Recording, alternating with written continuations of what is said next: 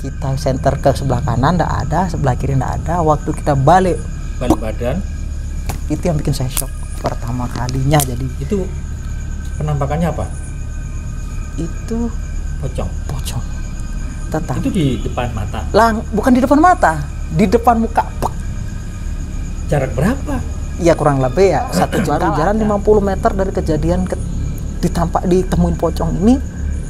50 meter sudah ada mbak perempuan. Kunti itu tadi. Iya, di atas pohon beringin. Di atas pohon Beringin. Itu pohon beringinnya tinggi.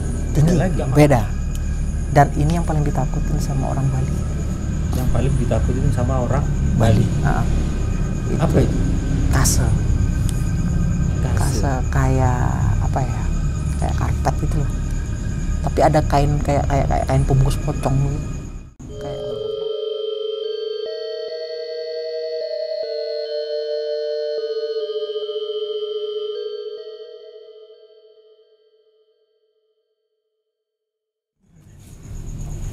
Assalamualaikum warahmatullahi wabarakatuh. Kembali lagi di Langgam Jawa Cerita Mistis.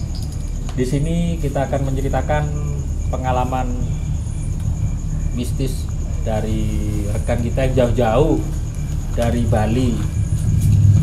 Beliau akan menceritakan pengalaman pribadinya selama dia dulu bekerja atau pas lagi main di Bali bersama temannya. Jangan lupa tombol subscribe-nya dan nyalakan lonceng notifikasinya biar mendapatkan updatean terbaru video-video dari kita. Untuk mempersingkat waktu, silakan memperkenalkan diri, Mas. Ya. Sebelumnya saya ucapkan Assalamualaikum warahmatullahi wabarakatuh. Saya Ketut dari Bali. Kebetulan agama saya juga Islam, bapak saya Hindu. Kita satu keluarga, kebetulan dua agama gitu. Tetapi kalau di Bali itu istilahnya tidak bisa melupakan leluhur. Ya, leluhur tetap waktu di Jawa juga ada kejawen, di Bali juga ada pasti Baliage. Baliage. Walaupun saya ikut agama kepercayaan saya Islam, mengikuti ibu saya almarhum, terus tetap saya mengingat leluhur saya. Tapi ini pengalaman saya di dunia mistis ini banyak dikarenakan saya waktu itu ada ikut satu paguyuban Kamal Sutra. Nah, dan kebetulan saya juga diberi kelebihan dari Allah Subhanahu wa taala, yaitu diberi kelebihan indera perasa. Dalam arti indera perasa untuk merasakan makhluk-makhluk astral atau makhluk-makhluk mistis maupun mau gaib yang baik ataupun yang buruk. Itu dari kecil? Dari kecil saya mempunyai itu. Kebetulan saya sudah tahu yang namanya pernah melihat namanya tuyul, terus melihat namanya Mbak Kunti, ngetrennya sekarang Mbak Kunti sama Bang Cong. Tuh. Terus ini saya persingkat waktu, pengalaman ada dua sebenarnya pengalaman. Kalau diceritain juga banyak sebenarnya. Cuman saya ambil yang pengalaman yang sangat menurut saya yang sangat membuat saya shock. Padahal saya sudah sering melihat makhluk seperti itu.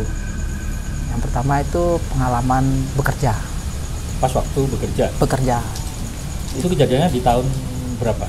Tahun kurang lebih 2008. Nah, waktu itu saya kebetulan bekerja menjadi security di bar Ute Embargo Bar. Ya. Waktu itu sebetulnya sih waktu saya sendiri melamar pekerjaan sampai mendapatkan pekerjaan, saya selalu jalan sendiri, nggak pernah sih ada gangguan apa, nggak pernah. Suatu ketika teman saya itu menganggur, tidak kerja, kan kasihan juga saya namanya teman. Saya ajak dia kerja, saya masukkan ke sana dengan kenal orang di dalam lah, istilahnya orang dalam kita kenalkan. Lulus dia ikut kerja. Pada waktu itu saya lupa hari apa, tanggal berapa, bulan berapa, yang saya ingat cuma tahun 2008. Saya pulang setelah tukar shift itu, pergantian shift, saya pulang tapi sebelumnya itu dari tempat kerja kita itu sudah aneh, kok nggak seperti hari-hari biasa gitu. Ada apa dengan hari ini, ada apa di pekerjaan kita, selalu apa namanya kayak banyak gangguan, cobaan gitu. Ini ada apa sih dengan hari ini, kok aneh banget gitu. Jadi nggak lumrah lah, nggak seperti hari-hari biasanya. Setelah itu saya pulang dengan santai, saya lupakan permasalahan, namanya permasalahan di tempat kerja jangan kita bawa pulang. Kita pulang kebetulan rumah saya di Kesiman. Nah, di Kesiman, terus saya otomatis pulang tuh putar, saya nggak lewat bypass, saya putar lebih dekat. Kerja itu malam jam berapa? Jam 12 per shift, jam setengah 1. Oh, sekitar setengah satu. Kebetulan kan 30 menit dari Kuta sampai rumah itu 30 menit. Nah, setengah 1 saya pulang, masuklah saya kalau di Bali itu ada kayak gapura, gapura. Ketika saya mau masuk gapura itu aneh gitu loh. Kita lihat gapura itu nggak seperti biasanya gitu, aneh. Padahal itu kan sering dilewati. Padahal setiap hari kita lewatin itu. Setiap hari kita lewatin biasa-biasa aja. Tapi di malam ini kok aneh gitu. Di jam waktu kita kerja pun aneh gitu. Sampai kita mau pulang, mau masuk ke gapura ini aneh. Nah, gapura ini kuburan setre, orang Bali kan setre namanya. Setre Kesiman, setre gede Kesiman itu. Saya mau masuk ke sana, udah aneh di gapuranya. Setelah kita masuk gapura itu, kira-kira ada 5 sampai 10 meter dari gapura, motor kita ini tiba-tiba mati mati sendiri ya, nggak bisa di starter, nggak bisa diapain. Ya namanya kita berduaan di kuburan di jam segitu. Kalau di kuburan di Bali ini kan panjang, dia memanjang, bukan melebar, bukan masuk ke dalam. Jadi perbedaannya kalau makam umum di Jawa sama Bali itu, kalau di Jawa itu dari pintu masuk memanjang ke belakang, ya kan? Iya, betul. Kalau di Bali melebar. Jadi ya di kanan kiri itu kuburan sudah. Kanan kiri ya kuburan. Yang kalau di Bali kan ciri khasnya itu tidak ada yang dikubur, jarang. Ada tapi jarang. Nah, kalau di Trunyan itu kan ditaruh aja. Jenazahnya ditaruh, nanti kan dimakan dengan apa namanya, pohon itu aromanya hilang semua. Kalau di setra kita ini beda. Jadi di setra kita itu hanya ada pro dalam aja. Nah, pro dalam. Ada juga beberapa, paling kalau dikubur cuma beberapa hari atau bulan, enggak sampai tahunan apalagi. Beda kayak di sini beda. Kayak yang di kuburan di Jawa ini beda. Dengan agama saya sendiri pun beda itu. Sudah meninggal ya dimakamkan, dikuburkan sampai selamanya kan begitu. Kalau di Bali enggak, wajib dia ngaben. Kalau di ngaben. Nah, tetapi kalau di Bali itu kalau belum mampu keluarganya, dia akan dikuburkan dulu sampai menunggu ngaben massal, atau kalau dia mempunyai dana itu akan diabenkan begitu dengan secara keluarga pribadi, pribadi gitu. Kalau massal kan semua gitu. Nah, kebetulan saya masuk itu di antara 5 sampai 10 meter, motor enggak mau hidup. Nah, kalau saya itu berarti di depan makam? Ya, sudah masuk. Jadi gapura kita masuk 5 atau 10 meter kurang lebih itu sudah mati, motor nggak bisa dihidupin. Nggak mungkin kita balik mau kemana, rumah kita kan sedang harus melewatin itu. Nah, saya berdua jalan, kita tuntun aja motornya, paling nggak sekitar 6 kilo sampai rumah. 6 kilo sampai rumah. Itu panjang makamnya berapa? 1 kiloan. 1 kiloan. Iya, 1 kiloan. Nah, setelah begitu saya jalan kurang lebih dari 5 atau 10 meter motor itu mati. Kita jalan ada sekitar 7 meteran lah. Nah, itu udah mulai dari kanan, dari kiri itu kayak kelebatan. Saya diam aja, udah nggak ada durus. Dia punya dunia, kita punya dunia lain. Itu dia berdua ya? Iya, kita berdua aja. Kita berdua. Dan dulu saya nggak ada rasa takut, nggak ada rasa ngeri, nggak ada rasa yang aneh. Sendirian padahalan. 3 bulan kerja saya sendirian biasa aja. Tetapi kok waktu ini kita berdua kok justru begini gitu. Kita kan kok aneh hari ini, ada apa dengan hari ini gitu. Kita jalan aja, positif kita jalan. Jangan berpikiran gitu. Yang aneh-aneh. Ya mereka mempunyai dunia masing-masing, kita punya dunia sendiri. Kita lebih mulia daripada mereka gitu. Jalan aja. Setelah kita jalan, namanya kita manusia mempunyai rasa penasaran kan begitu. Kelebat kanan, kelebat kiri, kita namanya security mempunyai kebetulan center di bar itu ada center LED itu. Ketika kalau ada apa-apa kan kita pantau dari jauh, kita senterin kalau ada ribut-ribut gitu. Nah, jadi tiap hari kerja bawaannya ya? Ya itu bekal kita ya, senter yang ada strumnya itu. Ya itu kita bawa kemana-mana. Itu standar gini, SOP-nya itu ya, Mas. Nah kita bawa, kita senterin, nggak ada. Kita senterin nggak ada, tapi jelas kelihatan gitu loh. Itu posisi makam di kanan kiri? Kanan kiri, jadi jalan gapura. Iya, jalan di tengah, kanan kiri dia gitu. Tapi kebetulan yang kanannya sedikit, agak renggang dia. Agak renggang. Kalau yang sebelah kiri ini full, yang ada pura dalamnya di sebelah kiri kita posisinya. Kalau kita berangkat kerja sebelah kanan, kita mau pulang sebelah kiri. Nah setelah itu kita senter di sebelah kanan. Jadi kita menyenter tuh begini. Kita senter, kok nggak ada apa-apa ya. Kita balik lagi, kita senter, nggak ada apa-apa.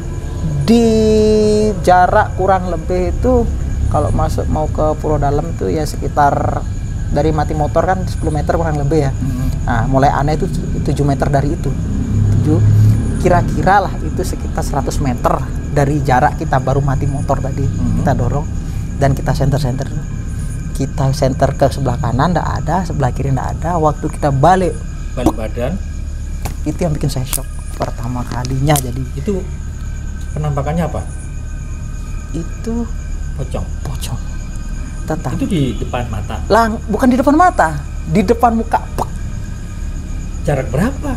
Ya kurang lebih ya 1 jengkal ada, tatap muka langsung dia. Itu posisi berhadapan-hadapan di mukanya. Iya. Ini teman. Kebetulan teman yang dorong. Saya kan bawa senter. Iya. Kebetulan motor teman ini kita pakai itu. Saya balik, dia langsung balik begini, posisi badan saya ini masih setengah miring. Saya begini, belum sempat putar kaki, belum putar badan jarak yang bagus tuh, posisi yang bagus. Di depan saya sudah, mukanya sudah pas di depan. Teman saya langsung pingsan. Itu mukanya ini apa ya? Maksudnya ada yang bilang kan hitam atau hancur atau bagaimana? Ya. Apa nggak ada bau-bau dulunya apa? Di awal sebelum kejadian itu ada aroma, ada aroma darah amis itu. Darah amis. Pertama kita darah amis. Kalau kelebatan aja kan kita mungkin apa hewan ke apa atau burung apa. Ini soalnya dari motor mati itu kita jarak 7 meter setelah motor mati itu udah mulai aromanya nggak karu-karuan. Udah ada amis, ada wangi, itu campur baur gitu. Nah setelah itu kan kita juga bingung, takut juga. Kita juga namanya manusia diberi takut juga. Nggak mungkin sebesar-besarnya orang, sehebat-hebatnya, sebanyak-banyaknya tato, senakal-nakal, sebajing-bajingannya orang, nggak mungkin nggak punya takut, pasti punya takut gitu. Entah takutnya besar atau kecil, nah kan setiap orang berbeda. Iya. Tapi teman saya setelah melihat itu pingsan, saya cuma shock, berdiri tetap kaku, berdiri, nggak bisa pulang posisi. Itu tatapannya lama. Itu saya setengah sadar sih sebenarnya. Tapi kalau menurut saya kalau lumayan sih, cuma ada hitungan 3 menit ada. 3 menitan. Tapi kalau dalam artian jangankan 3 menit kita ngeliat kelebatan gitu merindingnya kayak gimana, rasa takut kita bagaimana. Ini saya menangani rasa takut saya sendiri sudah gimana ya, sebenarnya saya mau jatuh juga sebenarnya. Soalnya kalau ngelihat kelebat atau dari jarak jauh itu biasa lah, sudah, karena dari kecil saya sudah biasa ngeliat seperti itu. Tapi dia langsung di muka, pek. Kira-kira kalau nggak pingsan atau gimana kan nggak tahu gitu. Kalau saya pribadi ya mungkin ya bisa pingsan. Nah gitu loh. Itu dah kan kembali seperti tadi saya bilang kan setiap orang mempunyai rasa takut. Ada yang berlebihan, ada yang biasa, ada yang enggak gitu. Nah tapi prinsip saya di agama saya Islam, kalau kita semakin takut dengan makhluk seperti itu, dia akan menjadi sama kita. Tapi kalau semakin kita berani, dia akan mundur. Dan saya ingat pesan dari almarhum nenek saya dulu, kalau ngelihat makhluk seperti ini jangan kamu lari, jangan pelototin matanya, deketin dia, malah dia yang lari. Merinding saya. Ya, tetapi itu sudah saya berlakukan, tapi dalam artian dalam waktu sekian menit itu bingung, nggak bisa berpikir. Jadi kan kita shock, namanya shock kan nggak bisa ngapa-ngapain. Tapi saya kembalikan lagi. Iya, saya kembalikan. Saya makhluk lebih mulia daripada dia. Kenapa saya harus takut gitu? Saya diciptakan lebih mulia. Saya lebih sempurna daripada dia. Jadi saya pelototin aja dia. Saya pelototin, nggak usah takut sama dia. Karena dia awal mulanya juga manusia dulu, sama seperti saya. itu antara diterima dan tidak diterima. Lah setelah saya lihatin matanya, saya pelototin matanya, perlahan dia mundur. Dia mundur bukan jalan, loncat. Mundurnya dia ngeloncat mundur. Dia ngeloncat mundur. Satu, saya maju lagi selangkah, dia lagi mundur. 3 kali mundur, menghilang dia. Jadi menghilangnya dia bukan enggak, kayak apa namanya, ngeblur itu, hilang. Mundur, loncat terus ngeblur, hilang. Ya, itu menghilangnya. Enggak kayak yang terus enggak, tapi dia ngeblur ya, blur, hilang. Nah setelah begitu, saya otomatis panggil teman saya bangun teman saya.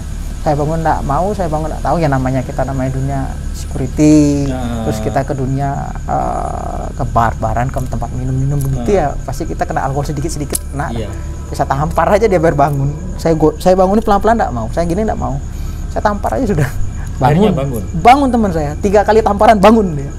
Jalan lagi terus. Duduk sebentar di sana. Duduk. Dia sudah istilahnya hanya bisa duduk, kaki ditekuk, hanya bisa begini kan. Sepatah kata enggak keluar. Karena shocknya mungkin. Terus badannya sudah pucat dingin gitu. Kayak istilahnya kayak bangke. Orang bilang Bali kan bangke, kayak bangkai gitu. Udah enggak ada nyawanya, dingin kali, pucat. Mulutnya sudah bukan hitam lagi mulutnya, dia kan perokok hitam, itu putih pucat sudah.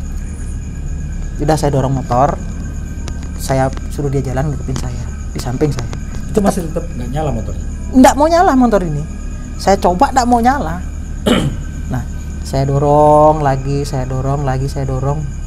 datang lagi. Ya. Gangguan lagi, datang lagi itu. Itu jalannya lurus. Itu kalau mau gapura masuk sama gapura terakhir itu ya, gapura terakhir itu lepas kuburan itu, itu tikungan begini modelnya. Nah, jadi ini yang di pura dalam ini sebelum tikungan jauh, sekitar 300 meteran mungkin. Kalau dari pintu masuk itu, gapura baru masuk itu sekitar 200 meter. Nah itu kalau di pura dalamnya, kalau masih majunya di tikungan itu 300 meter, 200 meter lagi baru pintu keluarnya, gapura untuk keluar. Gitu. Jadi sebelum kita sampai di tikungan itu sudah datang lagi, baru jalan 50 meter kurang lebih itu, gangguan lagi. Tapi ya gimana ya, kita sudah shock, itu didatangin lagi, tambah mental kita turun. Jadi saya langsung down saya tuh. Itu gangguannya sama yang datang itu tadi? Bukan, perempuan. Perempuan, tapi dia tidak seperti si pocong ini. Datang dia langsung, kita baru dicari lengahnya kita. Mungkin dia ngelihat kita itu istilahnya auranya lebih besar daripada dia, jadi mungkin disiasati dengan dikagetkan supaya kita kalah gitu. Kebetulan teman saya yang kalah, saya belum. Tapi waktu ini kita baru jalan 50 meter dari kejadian ditemuin pocong ini, 50 meter sudah ada mbak perempuan. Kunti itu tadi? Iya, di atas pohon beringin. Di atas pohon beringin? Itu pohon beringinnya tinggi? Tinggi. Enggak, maksudnya posisinya dia tuh di... Oh enggak terlalu tinggi, rendah ya, sekitar ada kalau kurang lebih itu sekitar 2 atau 3 meteran. 2 atau 3 meter? Ya, 2 atau 3 meter. Tapi kalau ini manusia, tak mungkin dia diranting. Duduknya diranting? Iya. Nah, dan itu duduknya berdayu-dayu, kena angin, pohonnya berdayu-dayu. Seperti kayak pohon ada daunnya, kena angin gimana? Ya begitu dah. Dia goyang-goyang gitu dia duduknya. Nah, dia diam, cuman nangis. Nggak ada ketawanya, nggak ada apa, dia cuma nangis. Nangis aja? Bau yang kita cium juga sama, amis sama busuk. Amis sama busuk. Terus setelah amis dengan busuk, kita jalan, hanya nangis. Jangan toleh kanan, jangan toleh kiri. Teman saya namanya Madi. D, tolong jangan kamu lihat kanan, jangan kamu lihat kiri, jangan lihat atas, lihat bawah aja. Kalau prinsip, ya lihat aja jalannya, aspalnya liatin. Karena apa, prinsip kalau di Bali itu kita masih punya Ibu Pertiwi. Ibu Pertiwi itu ibunya bumi ini. Nah, coba kamu minta tolong sama Tuhanmu, aku minta tolong sama Tuhanmu, kamu injak tanah 3 kali, sebut Ibu Pertiwi 3 kali. Coba besarnya 5 lagi. Ya itu cuman dalam hati saya cuman menyiasati teman saya ini supaya bangkit lagi daripada dia pingsan dari berat saya nanti. Kalau saya pingsan juga terselesai dan saya jujur sudah nggak nyali saya sudah down karena penampakan langsung di muka langsung. Kira-kira selisih 1 jengkal. Iya. Itu ketika kita lengah loh. Kalau tiba-tiba dia datang gitu, siap gitu kan. Karena gini kan kita baru habis nyenter dari begini belakang sudah datang gitu kan. Kita waktu berbalik pas kita mau lihat jalan lagi dia sudah ada gitu. Pas di depan muka gitu. Itu yang Kunti cuman stay di pohon itu aja? Iya, di pohon. Nggak turun atau apa? Kalau di Bali kan ada namanya pohon beringin, ya kan. Terus ada pohon kepuh, besar kali pohon kepuh. Nah, pohon kepuh ini kayak pohon biasa gede gitu, tapi dia batangnya ini rapuh, dia makanya dipanggil pohon kepuh. Rapuh dia. Itu emang pohon identiknya di makam atau gimana? Di makam, di pura-pura itu ada. Dia pokoknya di tempatnya kayak banyak tumbuhan tuh pasti banyak pohon kepuh. Nah, tapi kalau yang di makam tuh cuma 1, 2, 3 bisa dihitung. Kalau ya kayak di alas kayak begitu di hutan tuh banyak. Gitu, banyak. Nah, dia dari pohon beringin. Saya diam, paling ini dikerjain orang ya mungkin ya. Tapi saya positif aja. Tapi kalau dikerjain orang nggak mungkin si pocong ini ngilangnya kayak begitu. Nah, terus saya bilang berprinsip, dah diam dah, jalan aja. Jalan, saya cuekin jalan, cuman saya lirikin aja masih di sana dia, masih di sana. Kebetulan saya kan yang dorong sepeda motor, spionnya saya puter. Tapi yang aneh saya lihat di spionnya nggak ada. Saya toleh lagi ada, masih posisi sama dengan menangis juga, semakin meronta, nangis semakin seperti orang kesakitan itu, menangis. Habis begitu saya jalan lagi. Dia pindah. Saya ketika noleh begini nggak ada, selamat. Saya bilangin alhamdulillah selamat. Di pohon kepuh ini nanti. Dia di pohon kepuh, tapi dia posisinya lebih bawah lagi.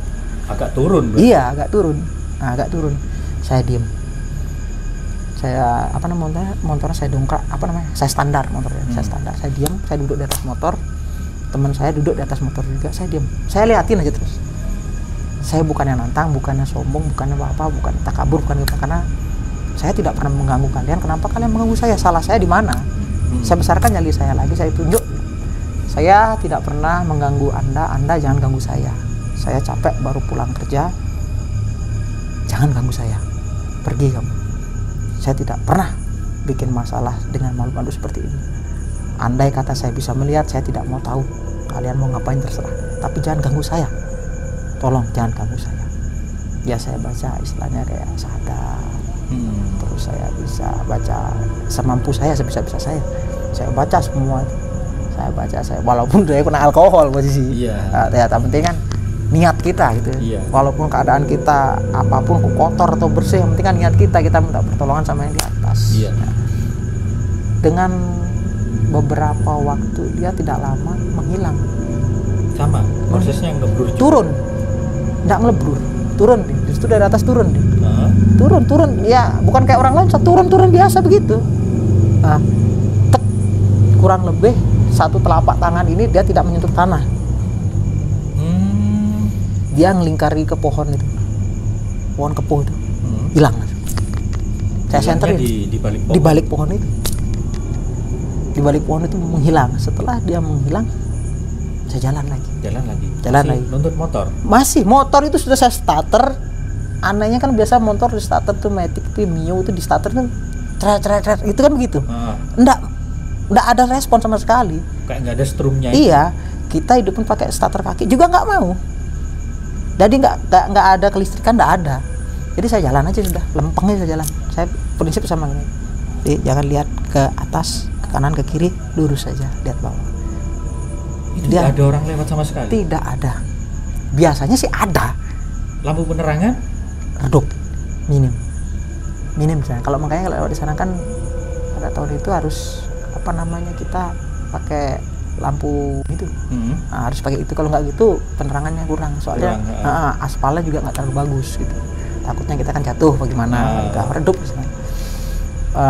Setelah begitu saya jalan sampai di tikungan itu 300 meter setelah Puro Dalam kurang lebihnya itu. Di tikungan saya jalan, baru di tikungan saya dorong, datang lagi. Iya, datang lagi, tapi bukan berupa makhluk seperti itu. Beda lagi? Beda. Dan ini yang paling ditakutin sama orang Bali. Yang paling ditakutin sama orang Bali. Apa itu? Kase. Kase kayak apa ya? Kayak karpet gitu loh. Tapi ada kain kayak kain pembungkus pocong gitu. Kayak mungkin kalau di Jawa ini tikar ya. Semacam kayak ya tikar kan itu bahasa Indonesia tikar. Tapi kalau tikar yang di sini itu kan kayak yang ada yang kain, ada yang dari kayak plastik itu yang ada motifnya. Itu enggak, yang kayak apa dari daun kayak jerami apa itu namanya. Ya, kayak yang seperti apa namanya, pohon pisang. Anunya pisang itu debok kayak gitunya, kayak gitu dah. Apa kasenya gitu. Ada kase karpet. Namanya kase ya? Iya, kase itu yang kayak bisa pembungkus orang mati itu kayak kafan tuh ya. Itu karpet, ada kasenya. Kase itu kan pembungkus kafan itu. Nah, itu ada itu. Setelah itu kita lihat terbang. Terbang di depan. Ya, kita jalan di depan kita dia. Itu terbangnya pelan. Perlahan. Dia kayak kena angin tuh. Bukan begini dia. Bukan kayak Aladin tuh enggak. Dia jadi begini dia. Kayak ombak gitu dia. Terbangnya, dan dia tidak mau pergi balik lagi, hanya ibarat ini jalan, dia terbang begini aja, balik lagi, tidak mau ninggalin terus begini. Tapi saya punya pikiran kan, bapak saya juga kebetulan pemangku ya? Bapak saya pemangku, juru kuncinya di Dalam Segara, di Padangkala itu. Kebetulan dari rumah kan dekat sama Pura Dalam Segara itu. Cuman saya pernah diberitahu, andai kata kamu ngelihat hantu, ngelihat benda, usah takut. Tapi kalau satu ini tanah Bali, setiap satu jengkalnya dikasih banten, dipacarai, dicaru, kan gitu orang Bali dicaru. Tapi kalau bisa, kalau melihat kase, kamu jangan lawan, jangan kamu lewatin, duduk sudah, nggak akan diganggu kamu, nggak akan diganggu. Kecuali itu, kalau dilewatin, kita digulung. Oh, digulung? Digulung gitu. Digulung kita bisa terdiabok ke atas terus dijatuhin dari atas, bisa kita di apa namanya, kalau orang Bali pantik, apa namanya pantik tuh, pantik itu kayak dilempar begitu loh. Digulung kita dilempar gitu ya. Jadi kalau orang Bali bilang lilit tuh pantik ragal gitu, digulung kita, atau digulung dilempar kita, gitu dia. Nah istilahnya itu yang saya takutin, karena bapak saya udah kebetulan kan pemangku, ya bapak saya nggak berani, apalagi saya yang bukan pemangku. Bukan pemangku, bukan apa-apa, apalagi agama saya juga Islam kebetulan, bapak saya Hindu gitu. Nah jadi saya diam, duduk. Teman saya nggak sama si Made juga duduk juga. Nggak mau dia, berdiri dia. Sudah mulai dia berdayung turun lagi, turun. Saya tarik, Made saya suruh duduk. Mungkin dia shock dengan dua makhluk tadi, dia shock. Tapi selamatnya dia makhluk kedua itu tidak menampakkan terlalu dekat, jadi dia masih bisa bertahan gitu. Saya tarik dia, saya jatuh, saya tarik tangannya, duduk langsung dia. Duduk. Tapi dia setelah dia mendayung turun, dia naik lagi. Jadi selamatnya kita tunggu itu kurang lebih ya, itu ada 3-4 menit itu ada. Kita tunggu aja, nggak berani kita istilahnya melawan, nggak berani. Mau maju gitu kita nggak berani kita. Duduk aja sudah. Ya daripada kita mati konyol atau kita diapa-apain kan nggak tahu, apa kita dibawa ke alam sana juga nggak ngerti kan. Ya daripada kita melawan. Kenapa ya? Nah kita cari selamat aja. Soalnya ini kan pribadi dari saya pertama kali melihat sosok yang seperti ini. Saya nggak berani. Tetapi kalau yang masih makhluk-makhluk seperti itu, ya bukannya saya berani, bukan saya menantang. Sudah pernah melihat. Tapi kalau dia mengusik kita berhak juga melawannya. Karena kita di setiap manusia itu diberi satu patokan agama, keyakinan. Nah kita pasti minta tolong bukan sama yang manusia aneh-aneh. Kita minta tolong sama yang di atas. Kepercayaan kita siapa? Apa?